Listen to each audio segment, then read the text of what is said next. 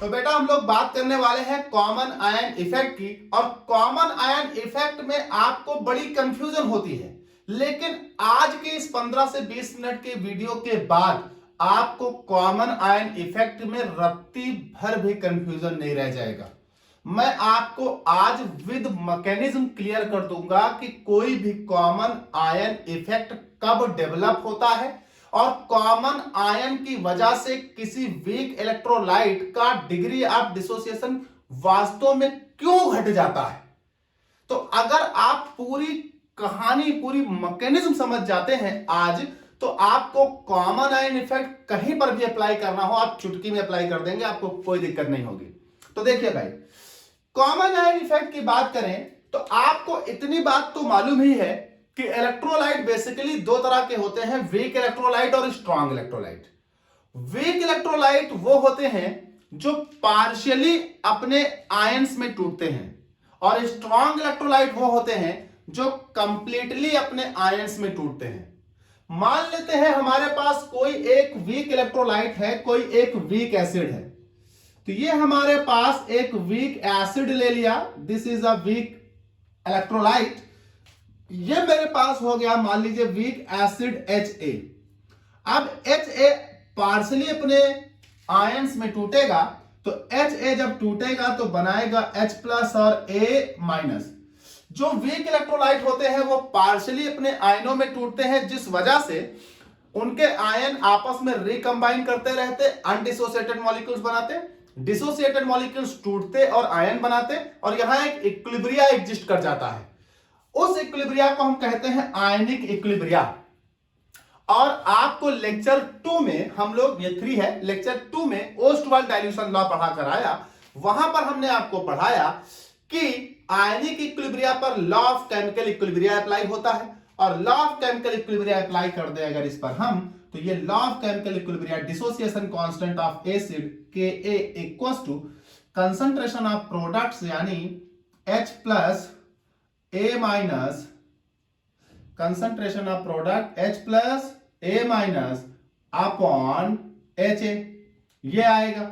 अब जरा इसको समझिएगा, ये हमारे पास इक्विलिब्रियम कांस्टेंट निकल आया है। आपको एक बात और समझनी होगी, किसी भी रिएक्शन के केमिकल इक्विलिब्रियम पर उसका जो इक्विलिब्रियम कांस्टेंट होता है वो एक कांस्टेंट वैल्यू होती है, आप उसे बदल नहीं सकते।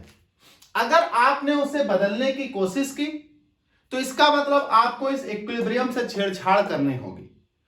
और ली चैटेलियर प्रिंसिपल यह कहता है कि अगर आप किसी भी केमिकल इक्विलिब्रियम के इक्विलिब्रियम से कोई छेड़छाड़ करते हैं तो इक्विलिब्रियम अपने आप को उस दिशा में ले जाएगा जिस दिशा में आपके द्वारा किया गया चेंज उस रिएक्शन में न्यूट्रलाइज हो जाए। यह कहता था ली चैटेलियर प्रिंसिपल। ली चैटेलियर प्रिंसिपल कहता था कि अगर कोई रिएक्शन इक्विलिब्रियम पर है और आप उसमें कोई भी चेंज इंपोज करोगे तो इक्विलिब्रियम अपने आप को ऐसी दिशा में ले जाएगा कि आपके द्वारा किया गया चेंज न्यूट्रलाइज हो जाए।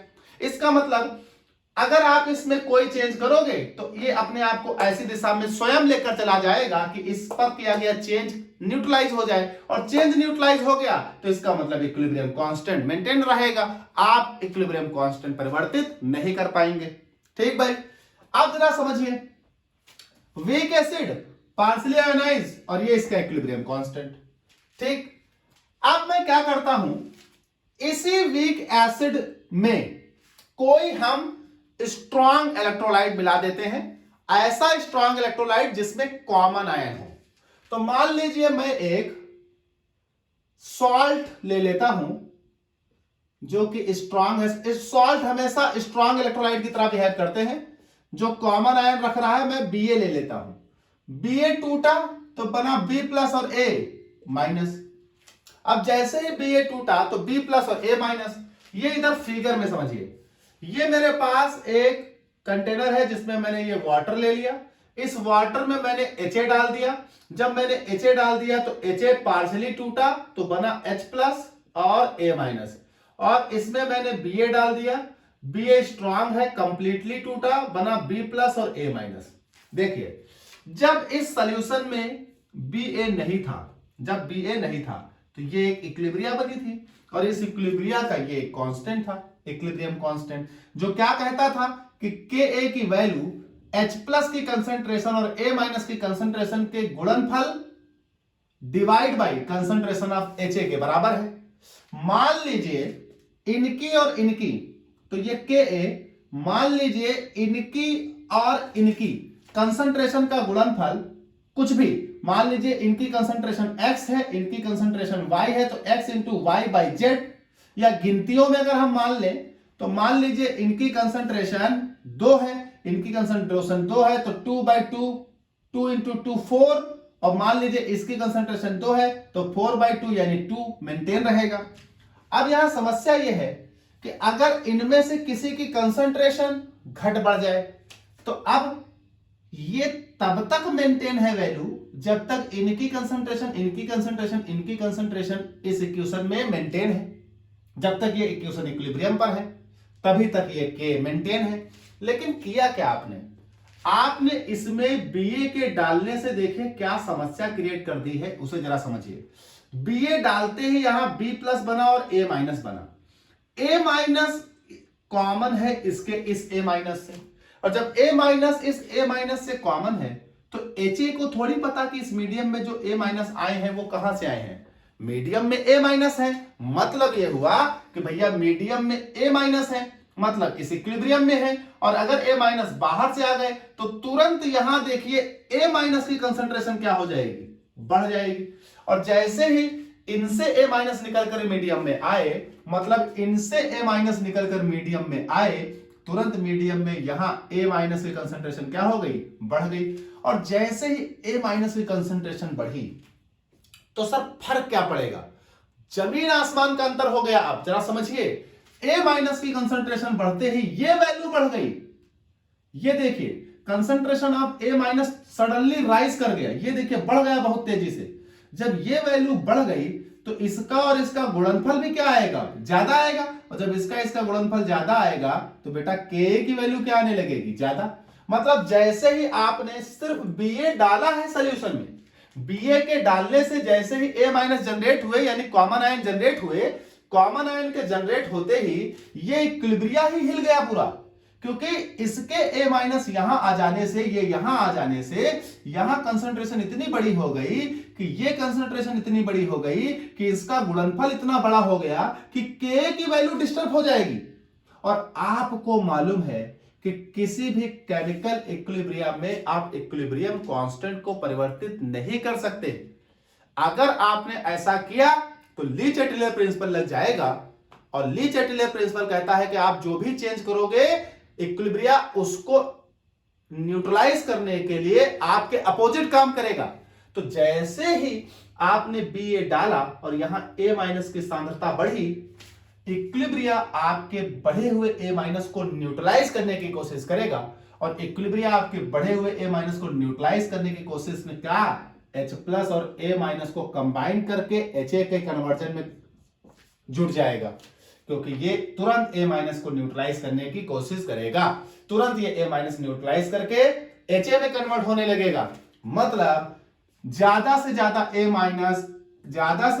माइनस अब H प्लस से जुड़ने लगेंगे और जुड़ कर रिएक्शन को रिवर्स करने लगेंगे, जिससे A माइनस की कंसंट्रेशन घट जाए, जिससे H प्लस और A माइनस का जो प्रोडक्ट है यानी गुणनफल है वो इतना मेंटेन हो जाए कि Ka की वैल्यू परिवर्तित ना हो। और जरा समझिएगा इस बात को, जैसे ही ये दोनों जुड़कर इसमें बदलने लगे तो आप समझिए क्या फर्क पड़ा। सर जब तक ये नहीं थे, जब तक B प्लस A माइनस नहीं थे, तब तक बेचारा Ha टूट रहा था और टूट कर बना रहा था H प्लस और A माइनस। लेकिन इनके आ जाने से इसके बेचारे का टूटना बंद हो गया। देखिए अब ये टूटने के बजाय जुड़ने लगा, मतलब इसका डिसोसिएशन तो रुक ही गया। डिसोसिएशन अब कैसे हो सकता है, डिसोसिएशन होगा तो A माइनस जनरेट होगा, A माइनस जनरेट होगा तो इक्विलिब्रियम डिस्टर्ब हो जाएगा। तो ये बेचारा A माइनस अब जनरेट ही नहीं कर सकता। इसका मतलब अब ये तो A माइनस कंबाइन करने में जुट गया। यानी जब तक Ha अकेला था सॉल्यूशन में, तब तक HA डिसोसिएट होता था, H प्लस और A माइनस जनरेट होते थे। लेकिन जैसे ही इसमें ऐसा बंदा आ गया जिसके पास कॉमन आयन था, उस कॉमन आयन की वजह से इसमें ऐसा दिक्कत क्रिएट हुआ कि इसका इक्विलिब्रिया ही हिल गया और इस अपने इक्विलिब्रिया को मेंटेन करने के लिए ये बेचारा उल्टा दिशा में काम करने लगा। मतलब टूटने के बजाय अब ये जुड़ने लगा। इसका सीधा सीधा मतलब ये निकला कि कोई वीक इलेक्ट्रोलाइट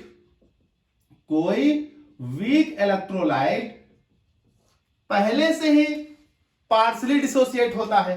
तो वीक इलेक्ट्रोलाइट का डिग्री ऑफ डिसोसिएशन अल्फा पहले से ही क्या होता है?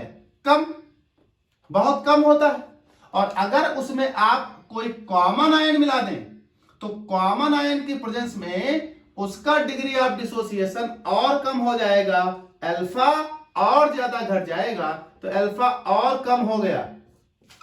तो वीक इलेक्ट्रोलाइट का डिग्री ऑफ डिसोसिएशन पहले से ही कम था, आपने मिला दिया ऐसा इलेक्ट्रोलाइट जिसमें वीक वाले के साथ एक कॉमन आयन आ गया, तो कॉमन आयन बहुत एक्सेस में बन गया। उस कॉमन आयन के एक्सेस में बन जाने के कारण उस कॉमन आयन को ये तो न्यूट्रलाइज कर नहीं सकते थे, ये तो रिएक्शन को अपने बैक दिशा में ले नहीं जा सकते थे क्योंकि ये इरिवर्सिबल है।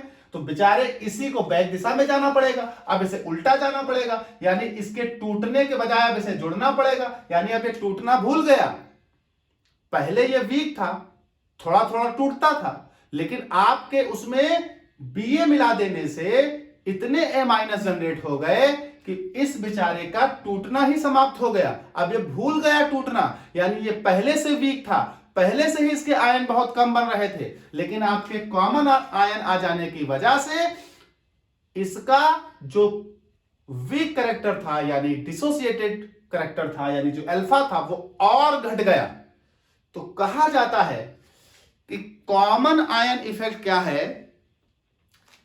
किसी भी वीक इलेक्ट्रोलाइट का डिग्री ऑफ डिसोसिएशन और घट जाता है अगर उस रिएक्शन में कॉमन आयन मिला दिए जाएं तो, यानी in the presence of common ion the degree of dissociation of weak electrolyte, they may be acid और base, the degree of dissociation of weak electrolytes still weak, है ना, और ज्यादा घट जाएंगे। इसी को हम कहते हैं कॉमन आयन इफेक्ट। और ऐसा हो क्यों रहा है? ऐसा इसलिए हो रहा है क्योंकि आपके इस कॉमन आयन के मिला देने से इस इक्विलिब्रिया का जो कांस्टेंट है बेचारा वो हिल गया है, और इस इक्विलिब्रिया के कांस्टेंट को मेंटेन करने के लिए ली चैटेलियर काम करने लगा है। इसीलिए आपके एक्सेस ऑफ ए मिला देने से अब ये टूटने के बजाय जुड़ना शुरू हो गया है। तो किसी भी वीक इलेक्ट्रोलाइट में कॉमन आयन के आ जाने से उस वीक इलेक्ट्रोलाइट का डिग्री ऑफ डिसोसिएशन और घट जाता है, यानी वीक इलेक्ट्रोलाइट और ज्यादा वीक हो जाता है किसी भी कॉमन आयन की प्रेजेंस में।